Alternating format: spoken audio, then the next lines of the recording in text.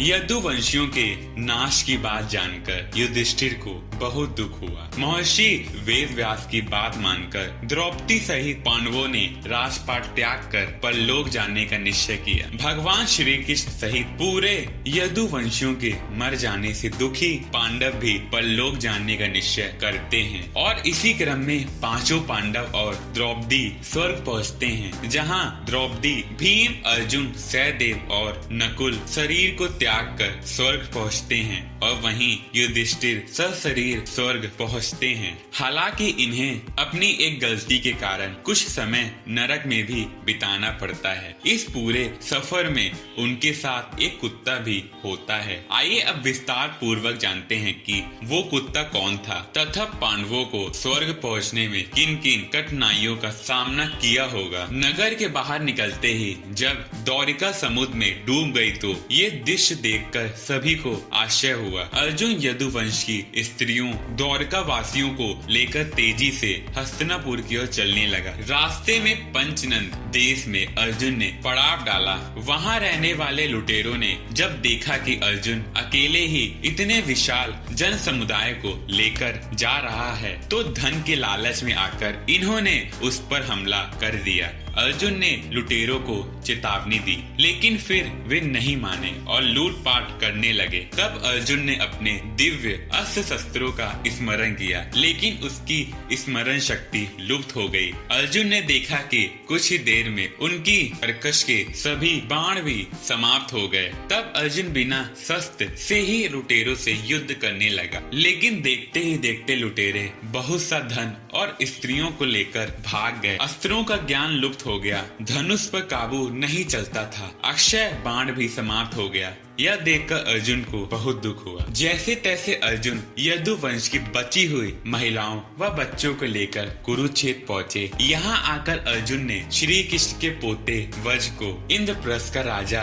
बना दिया। शिव्या, हेमवती तथा जामवती आदि रानियां अग्नि में प्रवेश कर गयी। शेष वन में तपस्या करने के लिए चली गयी। बुजुर्गों, बालकों व अन्य स्त्रियों को अर्जुन ने इंद्रप्रस्थ में रहने के लिए कहा। वज को इंद्रप्रस्थ का राजा बनने के बाद अर्जुन महर्षि वेदव्यास के आश्रम पहुँचे। यहाँ आकर अर्जुन ने महर्षि वेदव्यास को बताया कि श्री कृष्ण, बलराम सहित सारे युद्धवंशी समाप्त हो चुके हैं। तब महर्षि ने कहा कि ये सब इसी प्रकार होना था, इसीलिए इसके लिए शोक नहीं करना चाहिए। तब अर्जुन ने ये भी बताया कि किस प्रकार साधारण लुटेरे उसके सामने यदुवंश की स्त्रियों का हरण कर ले गए और वे कुछ भी न कर सके। अर्जुन की बात सुनकर महर्षि वेदव्यास ने कहा कि वे दिव्य अस्त्र जिस उद्देश्य से तुमने प्राप्त किए थे वह पूरा हो गया, अतः वे पुनः अपने स्थान पर चले गए हैं। महर्षि ने अर्जुन से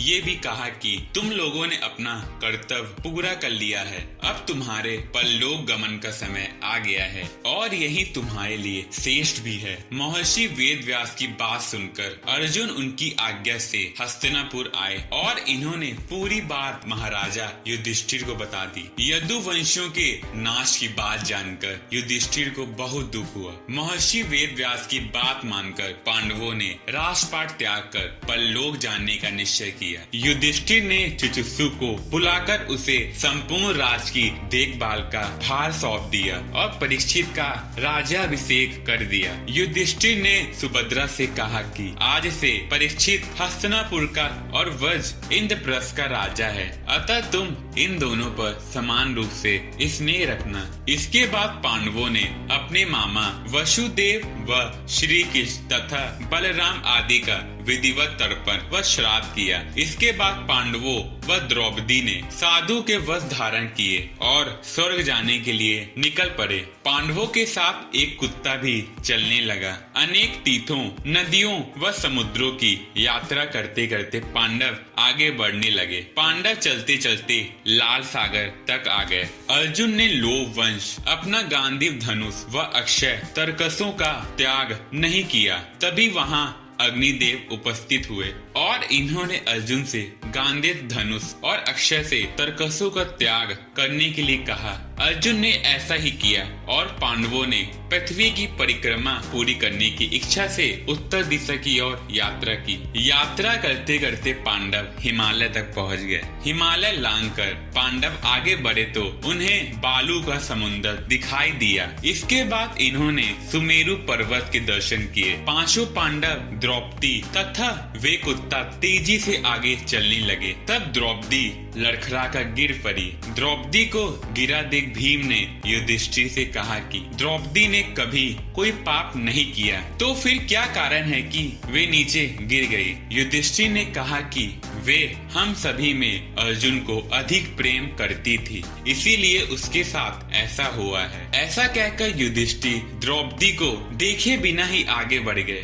थोड़ी देर बाद सहदेव भी गिर गए। भीमसेन ने सहदेव के गिरने का कारण पूछा तो युधिष्ठिर ने बताया कि सहदेव किसी को अपने जैसे विद्वान नहीं समझता था, इसी दोष के कारण इसे आज गिरना पड़ा है। कुछ देर बाद नकुल भी गिर गए। भीम के पूछने पर युधिष्ठिर ने बताया कि नकुल को अपने रूप पर बहुत अभिमान था, इसीलिए आज इसकी ये गति हुई है। थोड़ी देर बाद अर्जुन भी गिर गए। युधिष्ठिर ने भीम को बताया कि अर्जुन को अपने पराक्रम पर अभिमान था। अर्जुन ने कहा था कि मैं एक ही दिन में शत्रुओं का नाश कर दूंगा, लेकिन ऐसा कर नहीं पाए। अपने अभिमान के कारण ही अर्जुन की आज ये हालत हुई है। ऐसा कहकर युधिष्ठिर आगे बढ़ गए। थोड़ी आगे चलने पर भीम भी गिर गए। जब भीम ने युधिष्ठिर से इसका कारण पूछा तो इन्होंने बताया कि तुम खाते बहुत थे और अपने बल का झूठा प्रदर्शन करते थे, इसीलिए आज तुम भूमि पर गिर गए। ये कहकर युधिष्ठिर आगे चले गए। केवल वे कुत्ता ही उनके साथ चलता रहा। युधिष्ठिर कुछ ही दूरी चले थे कि उन्हें स्वर्ग ले जाने के लिए स्वयं देवराज इंद्र अपना रथ लेकर आ गए। मेरे भाई और द्रौपदी मार्ग में ही गिर पड़े हैं, वे भी हमारे साथ चले, ऐसी व्यवस्था कीजिए। तब इंद्र ने कहा कि वे सभी पहले से ही स्वर्ग पहुंच चुके हैं। वे शरीर त्याग कर स्वर्ग पहुँचे और आप सशरीर स्वर्ग जाएंगे। इंद्र की बात सुनकर युधिष्ठिर ने कहा कि ये कुत्ता मेरा परम भक्त है, इसीलिए इसे भी मेरे साथ स्वर्ग जाने की आज्ञा दीजिए। लेकिन इंद्र ने ऐसा करने से मना कर दिया। काफी देर समझाने पर भी जब युधिष्ठिर बिना कुत्ते के स्वर्ग जाने के लिए नहीं माने तो कुत्ते के रूप में यमराज अपने वास्तविक रूप में आ गए। वह कुत्ता वास्तव में यमराज ही थे। युधिष्ठिर को अपने धर्म में स्थित देखकर यमराज बहुत खुश हुए। इसके बाद देवराज इंद्र युधिष्ठिर को अपने रथ में बैठाकर स्वर्ग ले गए। स्वर्ग जाकर युधिष्ठिर ने देखा कि वहाँ दुर्योधन एक दिव्य सिंहासन पर बैठा है, अन्य कोई वहाँ नहीं है। यह देखकर युधिष्ठिर ने देवताओं से कहा कि मेरे भाई जिस लोक में गए हैं, मैं भी उसी लोक में जाना चाहता हूँ। मुझे उनसे अधिक उत्तम लोक की कामना नहीं है। तब देवताओं ने कहा कि यदि आपकी ऐसी ही इच्छा है तो आप इस देवदूत के साथ चले जाइए, यह आपको आपके भाइयों के पास पहुंचा देगा। उस मार्ग पर घोर अंधकार था, उसके चारों ओर से बदबू आ रही थी। इधर उधर मुर्दे दिखाई दे रहे थे। लोहे की चोंच वाले कौवे और गीदड़ मंडरा रहे थे। वह असीपत्र नामक नरक था। वहाँ की दुर्गंध से तंग आकर युधिष्ठिर ने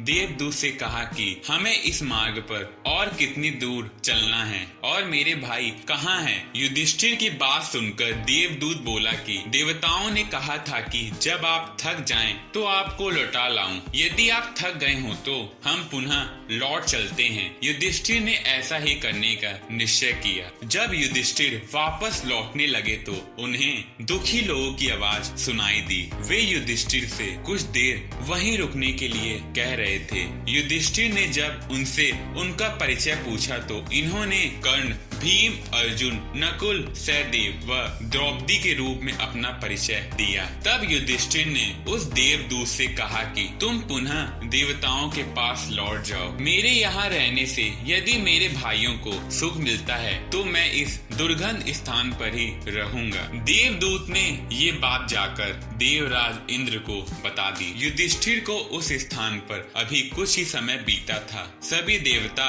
वहाँ आ गए। देवताओं के आते ही वहाँ सुगंधित हवा चलने लगी। मार्ग पर प्रकाश छा गया। तब देवराज इंद्र ने युधिष्ठिर को बताया कि तुमने अश्वत्थामा के मरने की बात कहकर छल से द्रोणाचार्य को उनके पुत्र की हत्या का विश्वास दिलाया था। इसी के परिणाम स्वरूप तुम्हें भी छल से ही कुछ देर नरक के दर्शन मिले। अब तुम मेरे साथ स्वर्ग चलो, वहाँ तुम्हारे भाई व अन्य वीर पहले ही पहुँच गए हैं। देवराज इंद्र के कहने पर युधिष्ठिर ने देव नदी गंगा में स्नान किया। स्नान करते ही इन्होंने मानव शरीर त्याग कर दिव्य शरीर धारण कर लिया। इसके बाद बहुत से महर्षि उनकी स्तुति करते हुए उन्हें उस स्थान पर ले गए जहां उनके चारों भाई कर्ण, भीष्म, धृतराष्ट्र, द्रौपदी आदि आनंद पूर्वक विराजमान थे। वहां भगवान का परम धाम था। युधिष्ठिर ने वहां भगवान श्री कृष्ण के दर्शन किए। अर्जुन उनकी सेवा कर रहे थे। युधिष्ठिर को आया देख श्री कृष्ण व अर्जुन ने उनका स्वागत किया। युधिष्ठिर ने देखा कि भीम पहले की तरह शरीर धारण किए वायु देवता के पास बैठे थे। कर्ण को सूर्य के समान स्वरूप धारण किए बैठे देखा। नकुल व सहदेव अश्वनी कुमारी के साथ बैठे थे।